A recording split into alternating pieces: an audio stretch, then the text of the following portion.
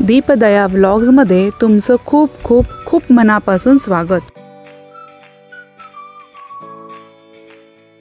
सकाळी सकाळीच आमच्याकडे कसं मस्त प्रसन्न आणि उल्हासित वाटतं। थंडगार तर नेहमीच असतं, पण आज जास्त छान वाटत होतं।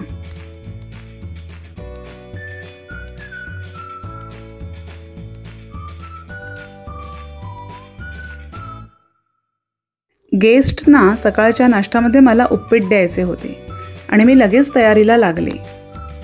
उपीट बनवण्यासाठी मी कढईत अर्धा किलो बारीक रवा घातलाय। गॅस मंद आचेवरच चालू ठेवलेला आहे।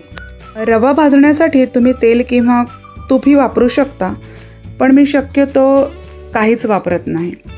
तुम्हाला हवा असल्यास तुम्ही दोन्हीपैकी काही वापरू शकता। 7 ते 8 मिनिटं हा रवा परतून घ्यायचा आहे। शिऱ्यासाठी आपण जसा रवा भाजतो तसा हा भाजायचा नाही, याला ब्राऊन रंग येऊ द्यायचा नाही।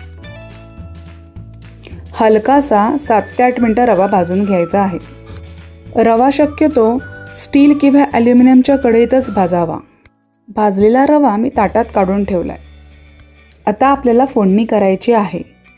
त्यासाठी कढईमध्ये तेल घातलंय। तेल चांगलं तापलं की त्याच्यात आपण मोहरी घालणार आहोत। मोहरी चांगली तडतडली की त्यात आपल्याला जिरं घालायचं आहे।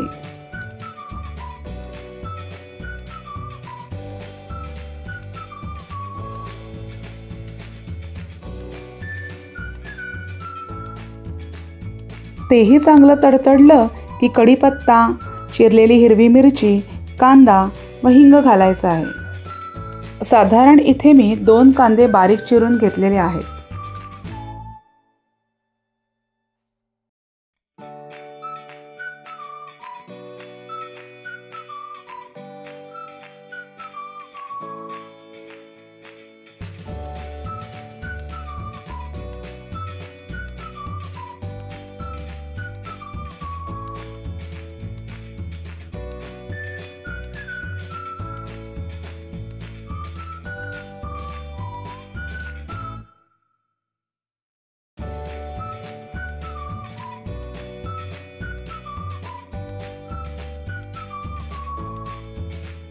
कांदा साधारण 4 ते 5 मिनिटं परतून घ्यायचा।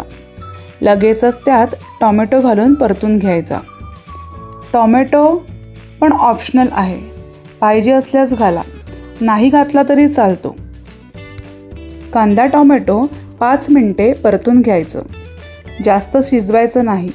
दोन्हीही 5 ते 6 मिनिटं परतून घेतले। आता या मिश्रणात चवीनुसार मीठ व चवीनुसार साखर घालायची आहे।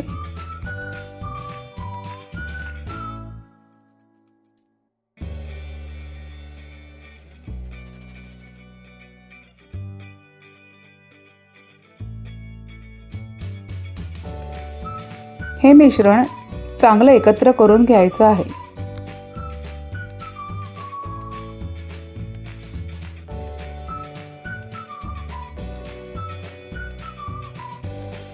आता मी त्यात 4 वाट्या भाजलेला रवा घातला।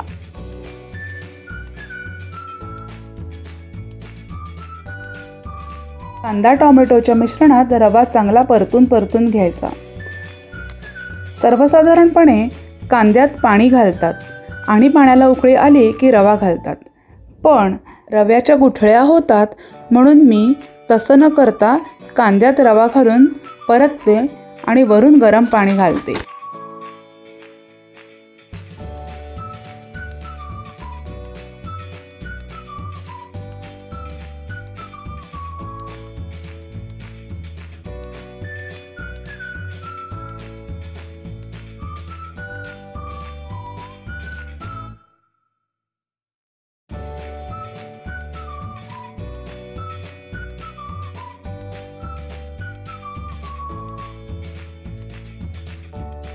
पाण्याचं प्रमाण तुम्ही पाहिजे तसं घालू शकता। प्रत्येकाच्या आवडीनुसार पाणी कमी जास्त घालता येते।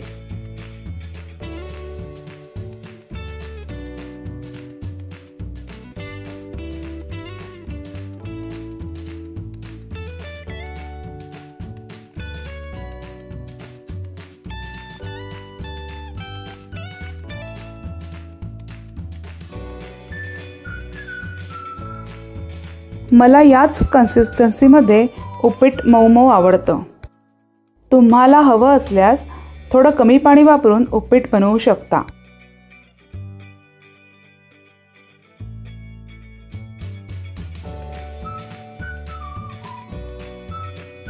आमच्याकडे असं मऊ लपलपीत उपीट सगळ्यांना आवडतं.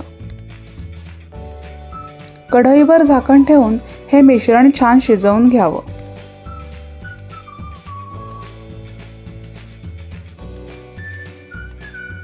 झाकण काढून पुन्हा हे मिश्रण व्यवस्थित एकत्र करून घ्यावे.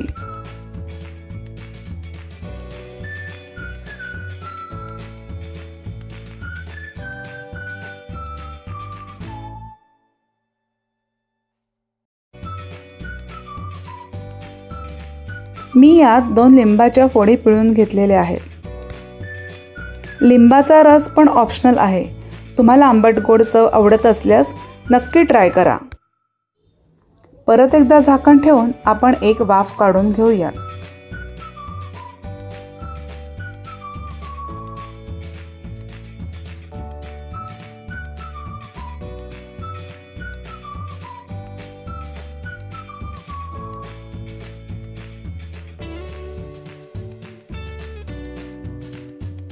चार 5 मिनिटं झाकण ठेवूयात.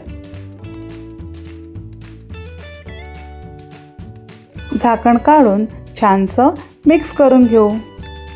हा झाला आपला उपमा किंवा उपीट तयार. दीपदयामध्ये बऱ्याच वेळा सकाळी नाश्त्यासाठी उपमा बनवला जातो आणि गेस्टना पण तो खूप आवडतो. गार्निशिंगसाठी त्यावर थोडी शेव आणि कोथिंबीर घालून घ्यावी. हा गरम गरम मऊ उपमा मी गेस्टना नाश्त्यासाठी दिला. तुम्हालाही उपम्याची रेसिपी आवडली असल्यास नक्की करून पहा. व्हिडिओला लाईक करा, शेअर करा आणि सबस्क्राईब करा. आता पाहूयात गेस्टची रिॲक्शन.